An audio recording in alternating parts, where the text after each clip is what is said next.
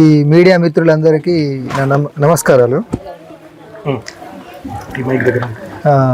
అదే అంటే ఇప్పుడు మీ ద్వారా మొత్తం ఈ కోరుట్ల పట్టణ ప్రజలందరికీ కూడా నా నమస్కారాలు తెలియజేస్తున్నా.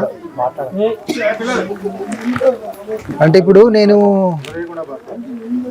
ఇక్కడికి ఈ సొంత ఊరుకు రావడం అనేటువంటిది ఒక సంతోషకరమైన విషయమే. ఈ వచ్చిన మొదటి రోజునే మీడియా మిత్రులు రావడం కూడా సంతోషకరమే. అయితే ఇప్పుడు నేను హైదరాబాద్లో ఉన్నప్పుడు నేషనల్ మీడియా కావచ్చు, మన రాష్ట్రానికి సంబంధించినటువంటి ఉమ్మడి తెలుగు రాష్ట్రాలకు సంబంధించిన మీడియాకు వాళ్ళు అడిగినటువంటి అన్నింటి ప్రశ్నలకు కూడా ఇంటర్వ్యూ ఇవ్వడం జరిగింది. కాబట్టి ఇప్పుడు ఇక్కడ ఇవన్నీ చూస్తుంటే మీరంతా కూడా వాటి ప్రతినిధులుగా ఇక్కడ ఈ టౌను లేదా మండల ప్రతినిధులుగా ఉన్నారు. అయితే ఆల్రెడీ ఇప్పుడు మీకు సంబంధించినటువంటి రాష్ట్ర మీడియా వచ్చి అడిగింది కాబట్టి వాటి అన్నిటికీ నేను జవాబులు చెప్పేసిన. ఇది ఒక రకంగా మర్యాదపూర్వకమైనటువంటి మీట్ అని అనుకోవచ్చు. కాబట్టి ఈ సందర్భంగా మీ అందరికీ చెప్పేది ఏంటంటే, నేను అంటే ఈ సందర్భంగా ఇంటి కుటుంబ సభ్యులను కలవడం, తర్వాత కోరుట్ల అనేటువంటిది నేను చదువుకున్నటువంటి ఊరు కూడా కాబట్టి అందరి ఫ్రెండ్స్ను కలవడం, తర్వాత మొత్తంగానే పట్టణానికి సంబంధించిన ప్రజలందరికి సంబంధించినటువంటి అందరినీ ఒకసారి మర్యాదపూర్వకంగా కలవడం, వాళ్ళ యోగక్షేమాలు తెలుసుకోవడం, మిత్రులతో కలవడం, వాళ్ళతో కుటుంబ సభ్యులతోటి మిత్రులతోటి హోమ్ టౌన్ కాబట్టి అందరితో కలిసి విషయాలు పంచుకోవడం కోసం వచ్చినటువంటిది. కాబట్టి ఈ సందర్భంగా ఇక్కడ రాజకీయపరమైన విషయాలు అనేటువంటిది మాట్లాడడం ఉచితంగా ఉండదు. కాబట్టి అది మీరు అర్థం చేసుకోవాల్సిందిగా కోరుతున్నా పదే. ఎందుకంటే ఆల్రెడీ నేను చెప్పేసి ఉన్నా, హైదరాబాద్లో అన్ని విషయాలు చెప్పిన. నేను బహిరంగ జీవితానికి వచ్చిన విషయం కావచ్చు, భవిష్యత్ కార్యాచరణ కావచ్చు, అవన్నీ చెప్పినటువంటి స్థితిలో ఇదొక రకంగా మళ్ళీ దాన్ని రిపీటెన్స్ చేయడము బాగుండదు. నేను వచ్చినటువంటి ఉద్దేశం కూడా కుటుంబ సభ్యుల్ని, ఫ్రెండ్స్ను, పట్టణంలో ఉన్నటువంటి అందరినీ కలవాలనేటువంటిది. ఇక గతంలో మా కాలేజీ రోజుల్లో వేరు వేరు రాజకీయాలతోటి పనిచేసినాము.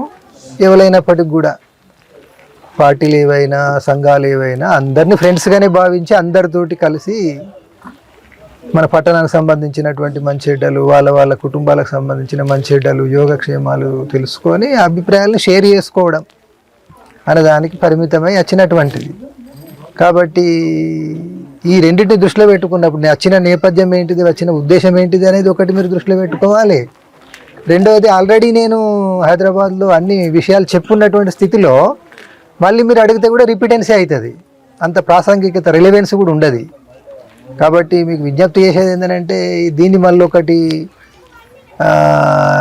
రిపీటెన్స్ చేయడం ద్వారా ఎంత కాదన్నా మళ్ళా నేను ఒక సదుద్దేశంతో చెప్పిన ఏదో దానికి మళ్ళీ వ్యాఖ్యానాలు చేయడం ద్వారా అదొక వివాదాస్పదంగా మారే అవకాశాలు ఉంటాయి. కాబట్టి పదే మిమ్మల్ని రిక్వెస్ట్ చేసేది ఏంటంటే, వివాదాలకు తావివ్వని విధంగా నేను వచ్చింది ఎందుకోసం, నా పర్పస్ ఏంటిది అనేది చెప్తే సరిపోద్ది అనేది అంతే. కాబట్టి ఇన్ని సంవత్సరాల తర్వాత వచ్చి మీ సొంత ఇల్లును, సొంత మనుషులను చూసినప్పుడు మీ ఫీలింగ్ ఎట్లా? అదే సంతోషం అంటున్నా కదా. ఫస్ట్ నేను సంతోషము అంటే నేను వస్తా అని చెప్పి నేను కళ్ళ కూడా ఊహించలేదు. ఒక ప్రత్యేకమైనటువంటి అది ఒక ఇక్కడికి వచ్చినప్పుడు మీ బాల్యం గుర్తుకొచ్చిందా? గుర్తొస్తుంది కదా, గుర్తొస్తుంది. ఎందుకే ఎవరికైనా సహజమే అది, మనుషులుగా ఎవరికైనా ఉంటుంది అది. కాబట్టే నేను మీ అందరిని రిక్వెస్ట్ చేసేది ఏంటంటే, వచ్చిండ్రు మీ అందరికీ కూడా రావడం అనేటువంటిది ఒక రకంగా గౌరవ సూచకంగానే నేను ఫీల్ అవుతున్నా. ఇంతమంది రావడం, విషయాలు తెలుసుకోవడానికి సంబంధించింది అంటే నేను ఇంటికి వచ్చిన సందర్భంగా మీరు అందరు రావడం అనేది నాకు కూడా గౌరవమే. కాబట్టి మనము ఈ మీటింగ్ను అంటే టౌన్లో అందరితోటి ఒక అంటే కుటుంబంగానే, టౌన్ అంతా కూడా కుటుంబంగానే, ఈ పట్టణ ప్రజలందరినీ కూడా కుటుంబంగానే ఈ ద్వారా చెప్పదలుచుకున్నది ఏంటంటే, అంటే వ్యక్తిగా నా కుటుంబం అనేటువంటిది ఇంటికి సంబంధించింది కాకుండా మొత్తం కోరుట్ల టౌనే మా కుటుంబము అనేటువంటి విధంగానే రాజకీయాలకు అతీతంగా ఇక రకరకాల పార్టీలు ఉన్నాయి, అవన్నీ తెలుసు, అవన్నీ పేర్లు తీయాల్సిన అవసరం లేదు. రాజకీయాలు, ఐడియాలజీ అవన్నీ ఏమున్నా కోరుట్ల అనేటువంటిది హోమ్ టౌన్గా నేను భావిస్తున్నా కాబట్టి, వాస్తవం కూడా కాబట్టి అందరు నా కుటుంబ సభ్యులే అని అనుకుంటున్నా.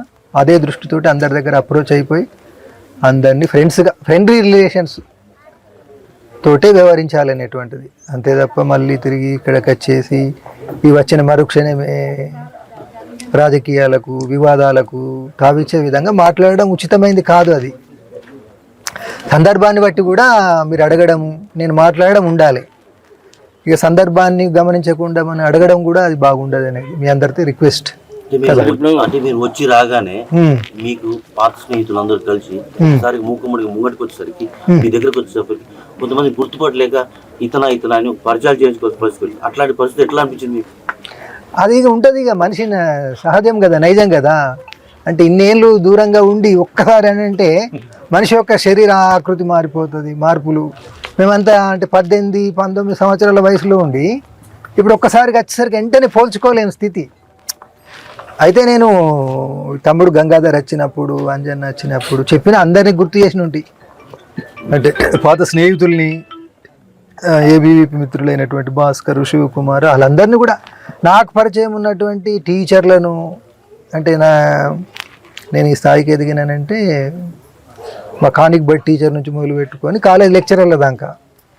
ఉదాహరణకు అంజన్నకు చుట్టమైనటువంటి దుబాయ్ సార్, ఇట్లా చాలామంది పేరున గుర్తు చేసిన ఉంటాయి.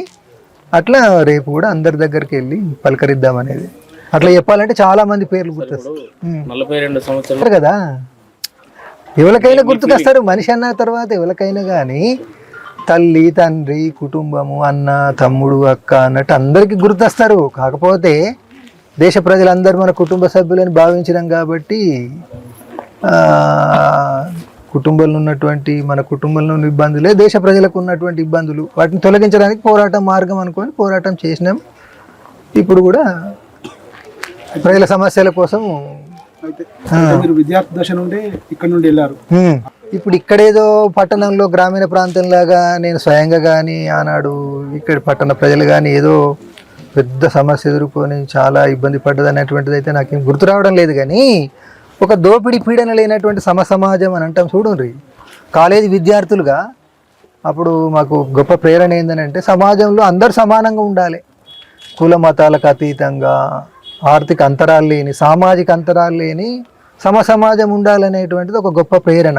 ఆ ప్రేరణతోటే ఊరును వదిలి అజ్ఞాత జీవితంలోకి వెళ్ళడం జరిగింది. అది ఎప్పుడైనా కానీ ఎవరికైనా కానీ ప్రపంచవ్యాప్తంగా, నాకు కానీ ప్రపంచంలో ఉన్నటువంటి అందరికి కూడా అది గొప్ప ప్రేరణగానే ఉంటుంది. అప్పటి పరిస్థితులు కూడా మీకు ఈ ప్రేరణ దిశగా అదే అప్పటి పరిస్థితులు పనిచేసినాయి. ఇప్పటికి కూడా వేరే రూపం లోపల అంటే ఆర్థిక సామాజిక అంతరాలు లేనటువంటి మనుషుల మధ్య కుల మత అంతరాలు, ఆ మత ప్రాతిపదికన, కుల ప్రాతిపదికన, ప్రాంతాల ప్రాతిపదికన అంతరాలు ఉండకూడదనేది అప్పుడు, ఇప్పుడు, రేపు నేనున్నా నా తర్వాత తరానికైనా అది గొప్ప ప్రేరణగా ఉంటుంది అనేదే నా అభిప్రాయం, నా విశ్వాసం. తమ్ముడి కూతురు సుమ, అంటే ఆమె ముఖ్యంగా సోషల్ మీడియాలో కానీ మిగతా సందర్భంలో కానీ ఆమె చాలా మందికి చెల్లించే విధంగా చేసింది. అవును, పార్టీలో ఉన్నటువంటి అందరు నాయకులు, అందరు కార్యకర్తలకు సంబంధించినటువంటి అంటే సమాజంలో ఉన్నటువంటి సుమ రూపంలో ఉన్నటువంటి యువతరము